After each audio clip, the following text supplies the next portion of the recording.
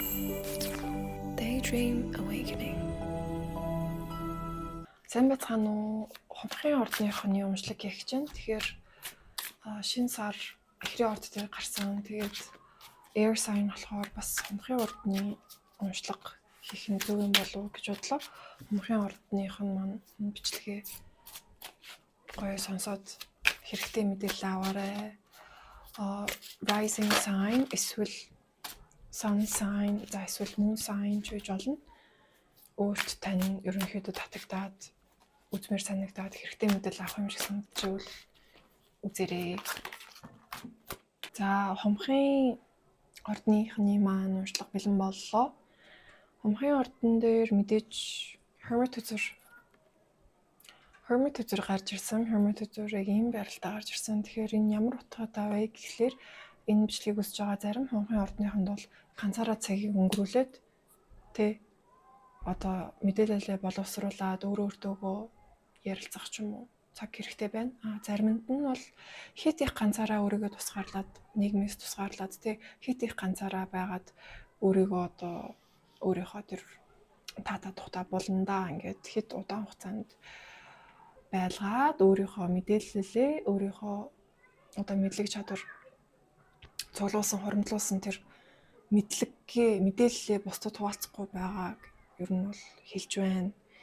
Тэгээд яг үүнтэй холбоотой хүзрүүд ерөнхийдөө яг бас гарч ирсэн. Four of Pentacles үзэр маань юу гэлтэж байна гэхээр та аль хэдийн хангалттай их өөрийн гэсэн баялгаа бүтээсэн, тогтвортой болцсон, газардсан одоо ийм таата баялагийг бүтээж чадсан энийг одоо хинч танаас хулгайлаад ч юм уу авч чадхааргүй. Ерөнхийдөө бол яг ийм материалог гэд баялаг гэхээсээ илүү яг ийм ухамсарын оюун ухааны сүнслэг баялаг байж болж байна. Мэдлэг мэдээлэл аль хэдийн та хоримтлуулчихжээ. Тэгэнгүүт Six of Pentacles үзэр гарч ирсэн маань ерөнхийдөө та энэ өөрийнхөө олж авсан мэдлэгүүдээ бусдад хуваалцах шаардлагатай байна.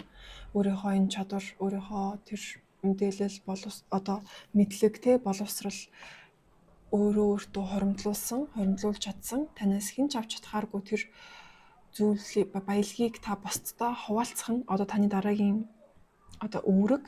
Тэгэхээр хит их өөрийгөө бусдаас тусгаарлаад маш их юм олоод мэдсэн, ухамсарлцсан эд баялагтай болчоод ганцаараа л түнтэйгээ байгаад байгаа юм бол яг үүндээ тэр хоримтлуулсны ач хэргийг гаргаж чадахгүй байнгут энэ бол яг нөгөө хийх ёстой ажлаа хийхгүй байна гэж ерөнхийдөө ойлгож болно.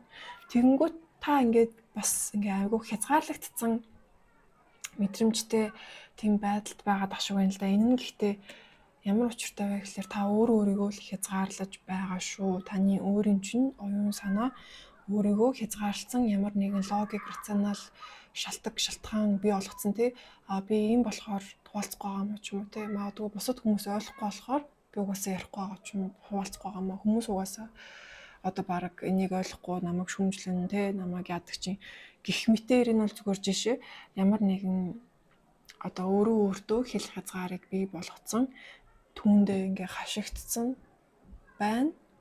Магадгүй тэрнээсээ ч таашаал авч иж магадгүй.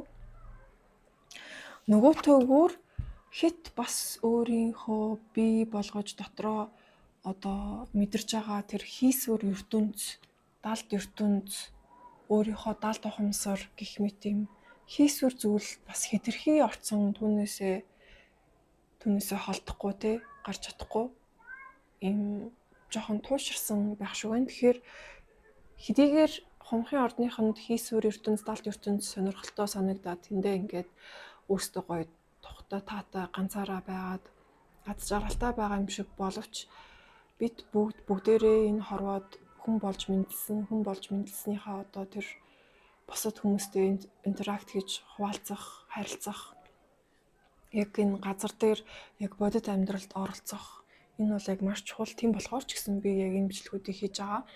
Яг юм бодит амьдралд гар дурж орох хэрэгтэй. Хит их хийсвэр ертөнцөө тэндээ байгаад байж болохгүй. Яагаад гэвэл энэ бол туушрлаа, нэг төрлийн туушрал. Тэгээд та үүндээ төөрөгдсөн ч юм уу. За төөрөгдсөн биш юм аа гэхэд хит үүндээ ингээд орцсон байнгут бусдад гаргах хэрэгтэй үйл үйл хэрэгээ хийж чадахгүй хуваалцах хэрэгтэй мэдлэгээ хуваалцаж чадахгүй байнгут та бол ажлаа дутуу хийж байна гэж ойлгож болно.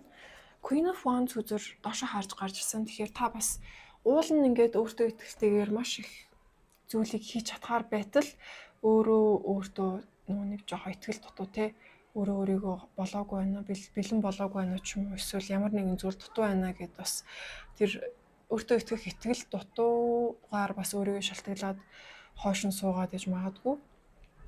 Дээрэс нь бас маш олон өөр хэрэггүй ачаануудыг өөрцөн явж байна. Тэгэхээр өөрөө өөрсдийнхөө кармагаа бид нар тэгж авч явна. Өөрөөсдийнхөө үйл үүрээ бид өөрсдөө бүтээж байгаа. Өөрөөсдийнхөө үйл үүрээ бид өөрсдөө цэцэлж, залруулж одоо бусдад өгж, авч тэнцвүүлж явж байгаа. Тэгэхээр таны зүйл бол таны зүйл биш. Таны зүйл биш зүйлсүүдийг та өөрөө нуран насаа авч одоо тавьж явуулах хэрэгтэй. Тэгээд дээрэс нь devil үзэр гарч ирсэн. Тэгэхээр энэ бол маш сонирхолтой.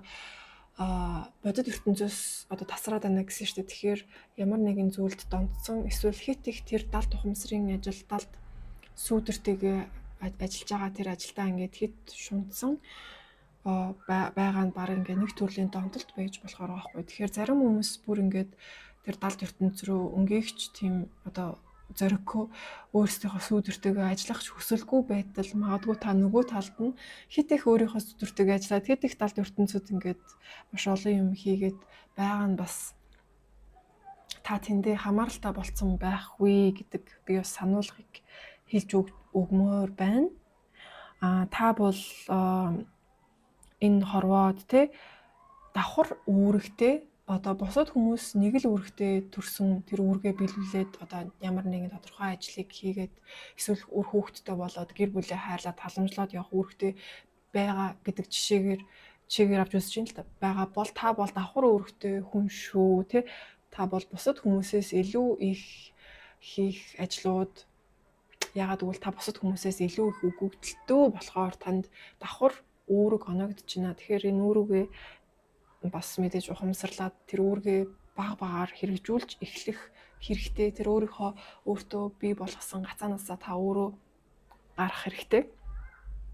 Таны яг одоогийн бий болсон дүр жоохон юм хагаралтай маш олон дүрүүд ингээ хуваагдсан яг гоё нэг дүр зураг болж өгч чадахгүй ингээд олон ингээд мэдлэгтэй ч юм уу олон юм үүрэгтэй хариуцлага ч юм шиг юм салж сарнсан дүртэй байгаад байна. Тэгэхээр таны яг аль дүрүүд нь таны дүр биш юм бэ? Танд тохирохгүй та зүгээр л төр зурдаа авцсан байсан худлаа дүр юм бэ?